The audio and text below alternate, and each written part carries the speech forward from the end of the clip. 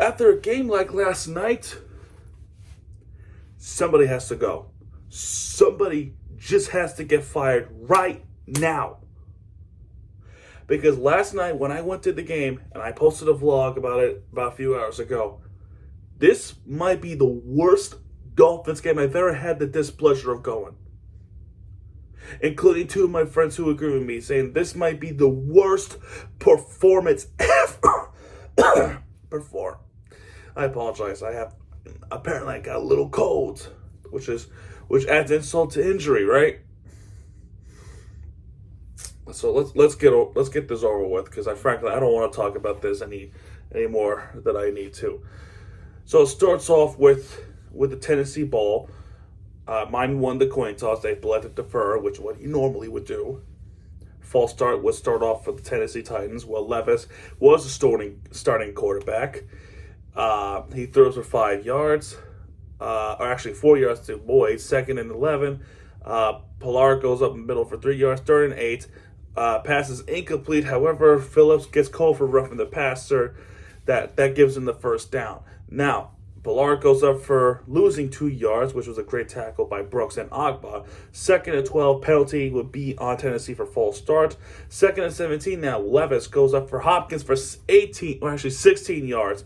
3rd and 1, Levis himself takes it for 2 yards. 1st and 10, Pilar goes up the middle for a yard. 2nd and 9, Levis, he gets picked off by Emmanuel Agba. So that's a good defensive start, I would say. Now, Miami's possession. Tyler Huntley makes a starting last night. Had to make a really rash decision. Huntley goes up the middle for Waddle for 14 yards. That's a good start. First down, which would be a first down. Hill goes on the right end, goes up for 16 yards. Okay, good start. Achane goes up right for a yard. There will be injury on Tennessee Coburn. Let's hope he'll be okay. And then 2nd and 9, because of that timeout injury, they had to do that. 2nd and 9 at the Tennessee 32. Miami was off to a good start. They were off to a good start. And then the next play, Huntley, he seemingly passing it to Tyreek Hill. He tries to pass it to Tyreek Hill. What happened was it ended up being a backwards pass. And then Tyreek Hill, even then, a short pass like that wasn't even that bad of a throw. And he drops it. He drops that pass. And worst of all, it was a lateral. It was a backwards pass. By rule, it's a lateral, which means it is a fumble. So technically he fumbled it, and guess what? Tennessee recovered it. Terrible. It really is terrible. This possession is a 3-and-out. However, what I didn't realize in this 3-and-out situation was that when Will Levis was scrambled up for a couple of yards, didn't get it. He got hurt, and he wound up not coming back for the rest of the game.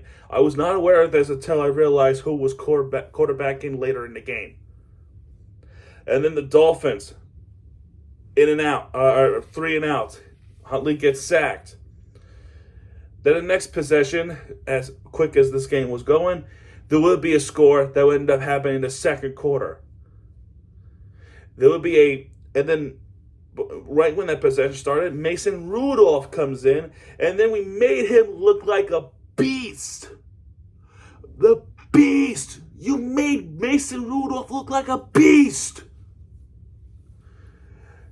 That drive alone, you got a pass for Lyle, for Burks, Spears, and then the 53-yard field goal. Dolphins 4-and-out. They couldn't get anywhere near the first down marker. There was a incomplete pass. Penalty would be on Tennessee, so we get a first down. But Achane couldn't get anything. And then Huntley tries to scramble for 2, couldn't get it because one being why Our offensive line was garbage. It's been garbage all year long already. Fourth down, they elected to go for it. Tyreek Hill couldn't do it. They just couldn't get there. And then the next drive, Spears goes up for a couple yards. That gives them the first down. Spears, with their run game, gets them another first down. And then first and 10 at the Miami's 29 already. Pilar goes up for 27 yards. But then it gets called back for an offensive hold, thankfully. Rudolph, incomplete pass. Eventually, it will be a pass to Calvin Ridley, and then another field goal for Tennessee to make it 6-0. Miami's drive, however, we finally would score, but it is just a field goal. It was a 44-yard field goal for Jason Sanders to make it a 6-3 game. And if you want to know what really happened, all you got to know is run, run, run, run, and run. Jalen Wright and Tyler Huntley. That's it. There was one pass, actually a couple of passes to the running backs, Achane and then Waddle, actually. Tennessee punting at the ball. We don't want to talk about those punts because I just want to get this done. A couple of 3-and-outs. So we're going to skip ahead towards the end of the end of the second. I will say this: there was a fumble, but it was recovered from the illegal shift, and a lot of illegal shifts in this freaking game. First play of the last drive was a Rudolph pass to Boyd for 27 yards, and then from there, spiking the ball. I thought they called a timeout, but apparently they spiked it. Folk, another field goal to make it 9-3 Tennessee. So, coming into the second half, playing absolutely miserably garbage football. What did they start off with? 3-and-out. It was a 3-and-out to start off the second half, and in that stadium, and I was part of it in one case, where we're kind of booing. We're kind of booing in the stadium just for the fact that the play calling just didn't make sense. All they've been doing is running the football with A, not a good offensive line, and B, Tennessee Titans defensive line and the edge guard realize and knows what we're doing. They figured this out very quickly. And there's no game plan at this. There's just nothing. So finally, we finally get a score in at their 48. Achane goes up the right for 3 yards. This is our second possession in the third quarter, by the way. That give them the first down because there was a defensive hold by Sweat. First and 10, Achane goes up for losing 4 yards, and then we drew back. Hill running it for 3 yards, couldn't do it. There's just no protection. There's just nothing. There's nothing, bro. It's just, oh my God. What? Can there be a pass or two? Just some effort, something. Jason Sanders kicks a 56-yarder, which is shocking to me. And then you're down by 3 again. You're in an okay situation so far. At this spot, you're in an okay scenario. Until you give up a long ball of a play, right? You've given up a 41-yard rush from Pilar, who should have been tackled near the spot with their a bunch of players in. And then Tennessee scores. It is a direct snap, a wildcat snap to Spears, and it is a touchdown to make it 16-6. Well, how do we respond? Huntley gets sacked, losing 10 yards because our offensive line is horrible. Second and 20, passing it to Tyreek Hill, 3 yards. Finally, there was a really deep pass from Huntley, really deep, and it was just slightly overthrown, and Tyreek Hill could not get that football. It is a incredibly frustrating game to watch already. It really is. And in the next possession, Tennessee gets another field goal. So now it's 19-6. And then Miami Dolphins could not get a first down. Fourth down, you line up shotgun, which is I'm just shocked of why are you doing a shotgun in fourth down? Oh, and guess what? We couldn't get anything. We couldn't even get a single yard on the fourth down. We lose a yard, and then we give up yet another field goal to Tennessee, which would be a 22-6 game. And now we're just begging, pass the darn football already. This drive, finally, it took like an infinity. They're finally passing the football. They finding an open lane. Tyreek Hill gets one for 17. Jalen Wright goes off for 20 yards. And then we're at the Tennessee 33. See now? See why we're doing this? See now? Jones gets hurt. He would come back in the game. And then it starts off with a two straight illegal shift penalties on Tyreek Hill. Oh, and that's not all. Because after the two straight penalties, Huntley goes up for 20 yards, which is absolutely awesome to see. I feel like with a really good and healthy and better offensive line, he could do that more, as well as Tua would get to do that more. First and 10, Wright goes up for 6 yards. Second and 4, nothing, no gain on the play. Third and 4. Now we're losing 2 yards. Now we have to go for it because time is running low. We need to get something in. We get a good pass, or actually no, Huntley goes up scrambling for 11 yards. We get a first down. However, referee says Tyreek Hill had a shift again. It's just, oh my goodness. But thankfully, they would get that first down anyway. It was a pass to Jalen Waddle for 18 yards. Couple of plays later, Achane, and eventually Tyler Huntley, we finally get a touchdown. Finally. They went for 2, and then he gets picked off. It was one of the easiest interceptions in the game for Tennessee. He just gave them to him. So what could have been a 22-14 game is still a 10-point deficit. And with 3 minutes and 36 seconds left, it is very unlikely we were to get this come back in.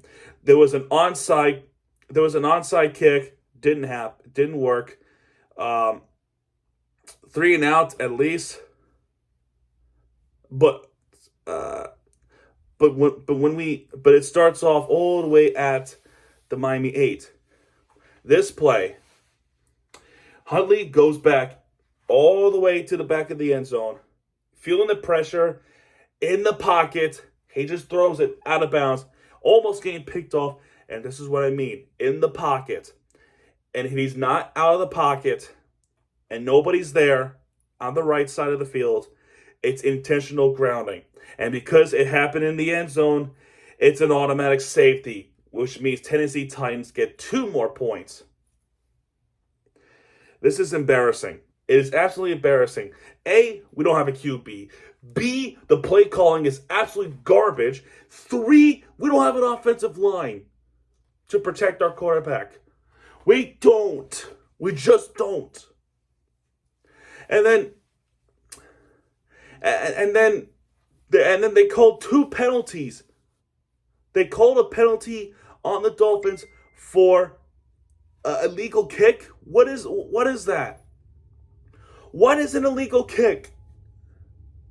And because of it, it is a unsportsmanlike conduct on the kicking team, which means, apparently so, that Tennessee starts on our own 10. And then a 2-minute warning happened, and then Pollard finishes the game off. And then by this point, I didn't even mention this earlier, the crowd in the fourth quarter were leaving. So now more people are finally get the trolling the Dolphins fans for saying, oh, they're leaving early, blah, blah, blah, blah. Well, I didn't leave early. I saw the whole thing. And you know what I saw with this bullshit? Tennessee Titans fans loud in the stadium. We can hear them. And to make this a 31-12 game, and the game is over. Final score, that would be the final score, 31-12 on Monday Night Football, where A, the offensive line is terrible, and B, whoever is making these decisions to run the football every freaking time up the middle where they know the offensive line is not that good, and B, Tennessee Titans players, the defense, know where we're going with the football. You made them look strong. You made Rudolph, of all quarterbacks, like Tom Brady. Like, how is this happening? This is an 0-for-3 team. And now they're 1-3 because A, our play calling is horrible, and B, the offensive line could not protect the quarterback. And granted, too, our quarterback didn't play well neither. Nobody played great. This is one of the worst Dolphins game I've ever had the displeasure to watching. Even the first game I went to a couple of years ago, they at least showed some effort.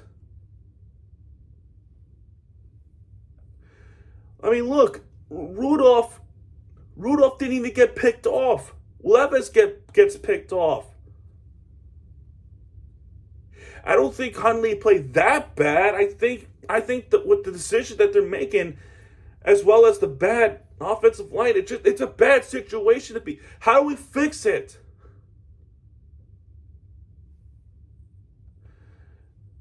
Are you Dolphins fans? I have an honest question. Is Tua the problem? Because all I hear about is Tua's a problem. Tua's a problem. Tua's a problem. Well, how about there's no backup quarterback to back up Tua? How about we don't have an offensive line? You ever think about that? Some people do, but most people don't. After a game last night, somebody needs to go. Like now. I got a couple options.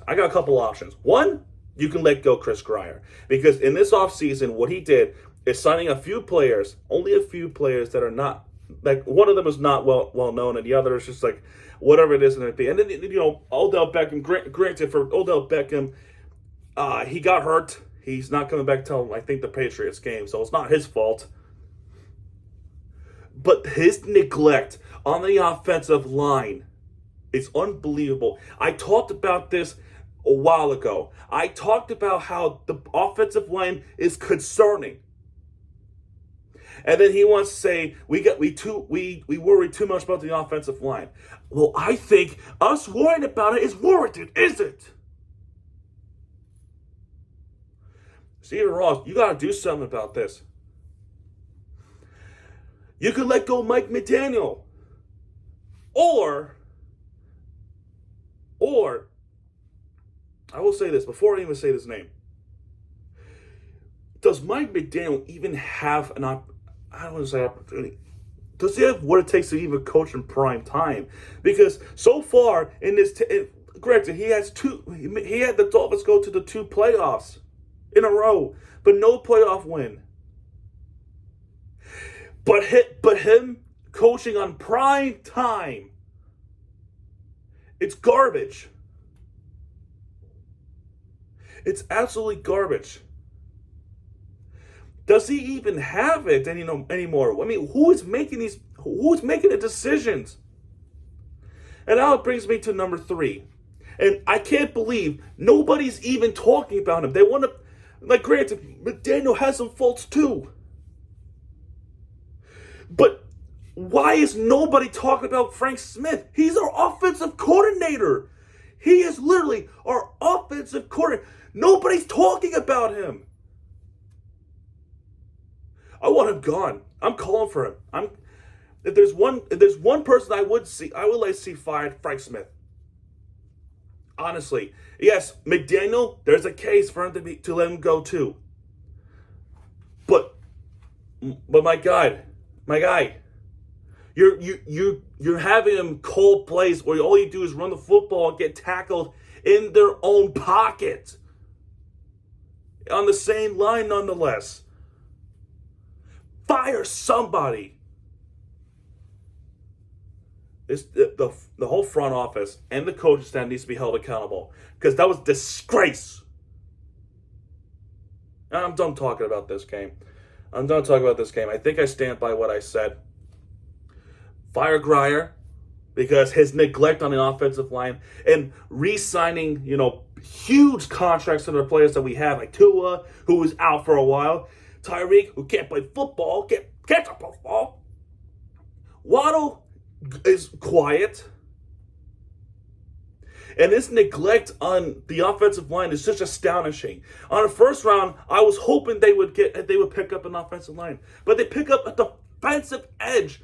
Chop Robinson. Now, granted, he's a solid player, but we need an offensive line. What is so hard to grant us that? Grant your own team that, and you're sitting there saying we're not worried about an offensive line. If we're worried about it, and clearly what is shown on the field is it's dissatisfying, and you hear the boos throughout the majority of the second half, there's a big problem, dude. We're now 1 for 3 in the season. And believe it or not, besides that game winner, we never had a lead in the entire time the season started. Never. If it wasn't for Javon Holland punching out the football against ETN at the end zone in week 1, we would have been 0 for 4. I promise you. I'm done talking about this. Somebody needs to go. It's got to be one of the three.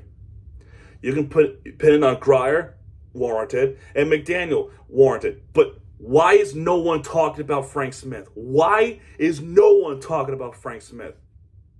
He's also responsible for the offensive play calling. I can't believe nobody's talking about him. I'm done talking about this. I'll see you next week for the next Dolphin game, which that might be a shit show. And if we lose the game against the New England Patriots, you can kiss our playoffs goodbye. All right. I'll see you guys next time. I'm not sure what video will be posted next. Maybe the Marlins season review. But I don't know. I'll talk either tonight or tomorrow. I doubt tomorrow because I'm probably going to be busy out traveling somewhere. But anyway, I'll see you guys next time. Consider subscribing if you're new. I'm trying to reach 1K.